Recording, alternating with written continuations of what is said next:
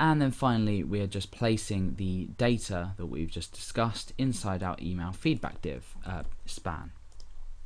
Let's refresh and test this out. So I'm going to go ahead and type ALEX. In fact, we can't really test its functionality until we've done something in email.php, and that's to pick up this variable and return it. So I'm going to create an if statement. I'm going to first of all check if the email variable that we've sent is set. So I've used if is set post email. Then I'm going to go ahead and echo $_post. In fact, let's just make this into a variable. So email equals $_post email. Now, just a quick note, it's up to you whether you want to sanitize this data or not. If it's going into a database, then it's strongly or highly recommended you sanitize this data. And by that I mean either use HTML entities if you know you're displaying it onto a page at further times. This will help prevent cross-site scripting attacks, so XSS attacks, or the MySQL real escape string function, which will replace specific special characters in order to help prevent SQL injection. However, for the purposes of this tutorial, I'm neither putting my data into a database table, nor am I displaying it back to the user, so I'm not going to sanitize the data in this case. Anyway, we're going to go ahead and echo our email.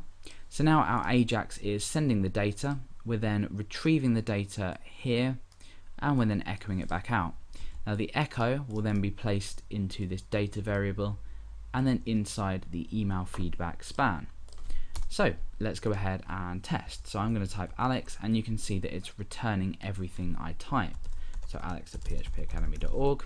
It's constantly returning this value. Now the one thing to note is that I'm moving away and coming back, and it's still carrying out this validate email function. It's not, when we focus in, just showing go on enter a valid email address. So that's an important stage of it, that we're calling the function at these two key points where we need the validation to take place. Okay, so now let's go on to actually validating and then returning this value.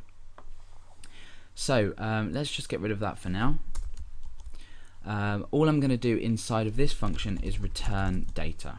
Okay, so this function will then equal the data that we get back from email.php.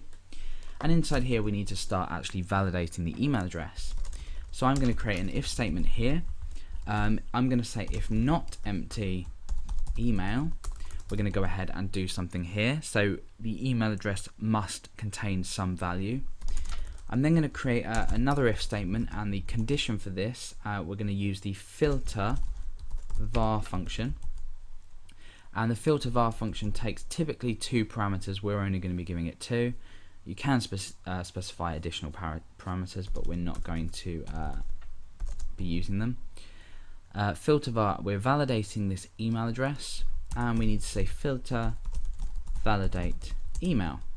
Now this function will either return true or false. So if it's equal to false, we know that the email address is not valid. So we're going to echo that doesn't appear to be a valid email address. Otherwise, we should have a valid email, or we will have a valid email. Let's just tidy them up, and then we can echo valid email address. Okay, so now we are passing this variable email. We are checking it using the filter var function against false first of all. Then we're just returning the appropriate error. Otherwise, we assume a valid email address. Now, at the moment, I've just returned this data. So this data will now either contain this value here or this value here. Now we need to actually display it. So we've returned the data, and you'll notice that nothing will actually display. You'll see that we aren't actually displaying anything inside of that inside of the span here. The reason for this is because we've only returned the data and we haven't actually echoed it out, or sorry, not echoed it out, applied it to this email feedback div. So what I'm going to do is I'm just going to create a variable called result, and that's going to equal validate email. I'm going to do the same here as well, var result equals validate email. Now this is a bit inefficient because we're creating the same variable twice for each, well, depending on each event we choose. We could define this as a variable elsewhere. However, just for now, we're going to be keeping them as two separate variables.